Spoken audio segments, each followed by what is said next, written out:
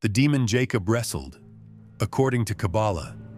In the book of Genesis, we find one of the most pivotal and strangest encounters in history.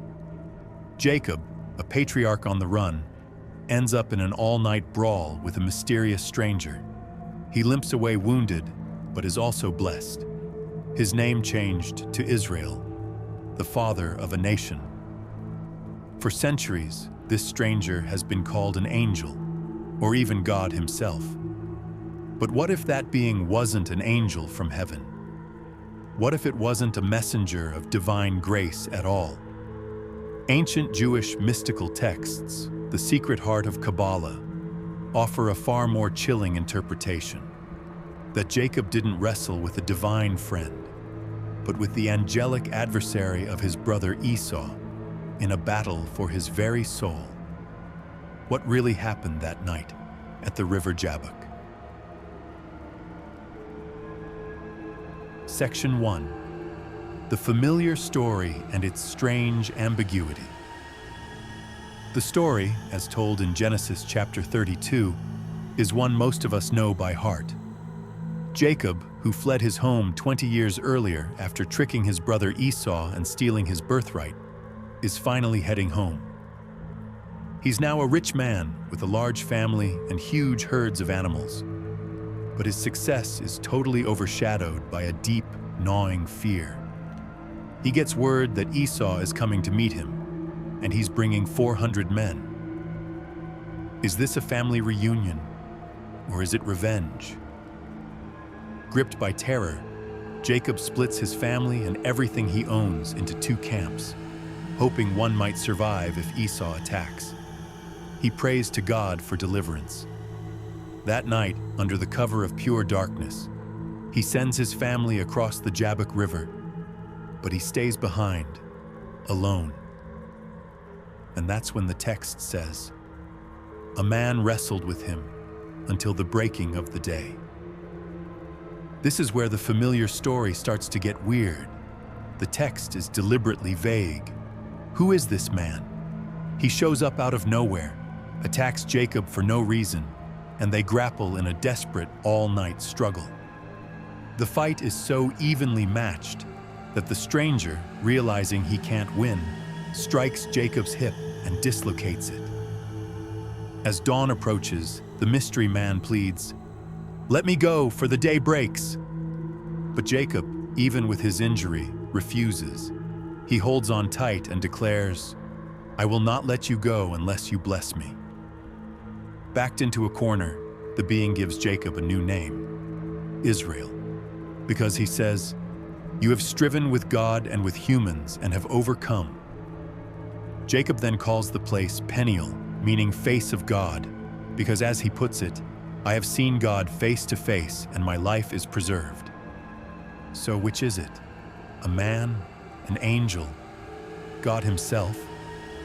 The Bible seems to hint it could be all three, a contradiction that has puzzled theologians for ages. The mainstream take usually smooths over these cracks, settling on the idea that Jacob wrestled a divine messenger in a test of faith. But this polite explanation ignores the raw violence of the fight, the stranger's desperation, and the sinister feeling that this was no friendly test. It's this exact ambiguity that opens the door to a much older, darker, and deeper interpretation. Section 2. The Kabbalistic Unveiling. To get to the bottom of this mystery, we have to turn to Kabbalah, the ancient tradition of Jewish mysticism. Kabbalah isn't about the literal, surface reading of the Torah. Its goal is to find the sod, the secret inner meaning of the text, revealing the cosmic dramas hidden inside the Bible's stories. And for the Kabbalists, the identity of Jacob's attacker was no mystery at all. According to foundational Kabbalistic texts like the Zohar, the being that attacked Jacob wasn't a friendly angel sent from above. It was the Sar of Esau. In Kabbalistic cosmology, every nation, every force, and even every person has a Sar, a celestial prince, a guardian angel, or in this case, a spiritual patron. This being was the spiritual root and powerhouse of Esau himself. He was the celestial embodiment of everything Esau represented: the material world, the hunter, the profane, the impulsive man ruled by his physical appetites. The Zohar and later commentators even give him a name: Samael. In Jewish lore, Samael is a complex and powerful figure. He is often called the accuser, the angel of severity, or the adversary. He's not a simple devil, but more like a divine functionary whose job is to test, prosecute, and embody the forces of harsh judgment. He is, in essence, God's prosecuting attorney. And on that night, he came down to the Jabbok River to prosecute the case for his client, Esau, and stop Jacob from reaching his destiny. This completely reframes the entire encounter. This wasn't a test of faith from a loving God. It was a targeted spiritual assault by a powerful angelic adversary. This was a cosmic lawsuit, played out in a brutal physical fight on the banks of a dark river. Section 3. A battle for the fate of the world.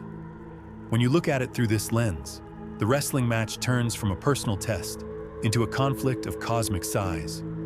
This wasn't just about two brothers. It was about two worlds. Jacob represented the future of Israel, the spiritual path, and the covenant with God.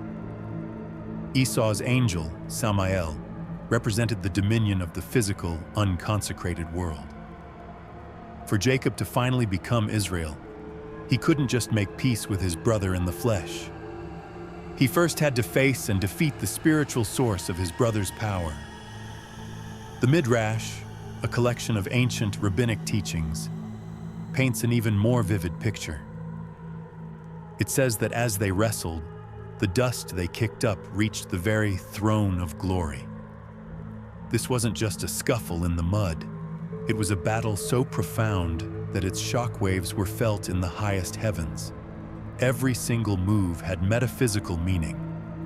Jacob was fighting for his destiny, for the birthright he had cheated his way into. Now he had to win it for real, not from his tired brother, but from his brother's mighty celestial champion. This is why, Kabbalistically, the encounter with the angel had to happen before the encounter with Esau. By defeating Samael, Jacob spiritually disarmed his brother. He cut off the source of Esau's adversarial power. The next morning, when Jacob finally meets Esau, the feared confrontation just melts away into an emotional reunion. Esau, who had marched out with an army, runs to Jacob, hugs him, and weeps. The real battle had already been won the night before, on a spiritual plane. But the Kabbalists take it one step deeper. The adversary wasn't just external. He was also a mirror of something inside Jacob himself. Section 4. The Demon Within. The Zohar explains that the struggle was also symbolic of a person's fight with their own darker side, the Yetzer Hara, or the evil inclination. After all, who was Jacob at this point? He was a man defined by deception. His very name, Yaakov, comes from the word for heel, because he came out of the womb grasping his brother's heel, a man who supplants, who trips people up. He stole his brother's birthright for a bowl of soup and stole his father's blessing with a costume of goatskins. Samael, the accuser, wasn't just Esau's representative. He was the personification of Jacob's own guilt, his own deceit, his own shadow self. The part of Jacob that was just like Esau, cunning, self-serving, and materialistic, was embodied in this celestial opponent. To become Israel, a man who is upright with God, Jacob had to wrestle with the Esau inside of him. He had to confront the trickster he had been his whole life. He had to battle his own demons on that dark night. This is why the angel strikes his hip. The Kabbalists teach that the thigh, specifically the sciatic nerve, is the seat of our most primal physical desires.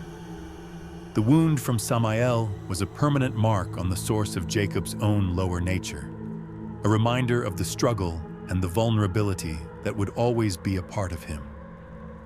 He would walk with a limp for the rest of his life, a physical symbol that the battle against one's own darkness is never truly over, and that it always leaves a scar. This idea that a hero has to literally fight a physical manifestation of their own inner adversary is a powerful theme that shows up in myths and religions all over the world. It reframes what it means to overcome an obstacle. If you're finding this deep dive into the hidden layers of Scripture meaningful, take a moment to subscribe and click the bell. We post new investigations into esoteric history and forgotten spiritual teachings every week. Conclusion: the price of transformation. And finally, the blessing. In this Kabbalistic context, the blessing Jacob demands isn't a gift, it's a concession. By refusing to let go, Jacob forces the representative of judgment and accusation to publicly and cosmically admit that his claim is valid. The angel has to concede that Jacob is the rightful heir to the blessings, and then the name change. The angel declares, "Your name shall no longer be Yaakov, but Yisrael." This isn't just a new title, it's a completely new identity. He is no longer the heel grabber, the supplanter. He is now Yisrael, one who has striven with God. His entire nature has been transformed through conflict. In a beautiful piece of mystical wordplay, some commentators point out that the Hebrew letters for Yisrael, Y-Sherel, can be rearranged to spell Li Rosh, which means I have a head, or I am in control. Through this struggle, Jacob has finally mastered the chaotic forces both outside and inside himself. He's no longer led by his heels, but by his head. The story of Jacob wrestling at the Jabbok is therefore not a simple tale of a man meeting an angel. It's a profound, multi-layered drama. It's a cosmic battle for the destiny of a nation. It's a psychological war against the demons of one's own past. And it is the story of a painful, scarring, but ultimately triumphant transformation, where a man confronts his own shadow in the dark and emerges, wounded but whole, into the light of a new day, ready to become the father of a people.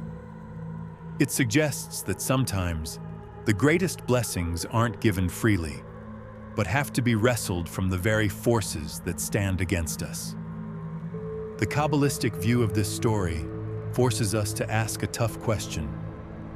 What are the adversarial angels we have to confront in our own lives? What inner conflicts must we wrestle with to earn our own transformation? Let me know your thoughts and your own interpretations in the comments below. I read everyone. And if you enjoyed this journey into the esoteric, be sure to subscribe so you don't miss our next investigation when we explore the real history of the Nephilim.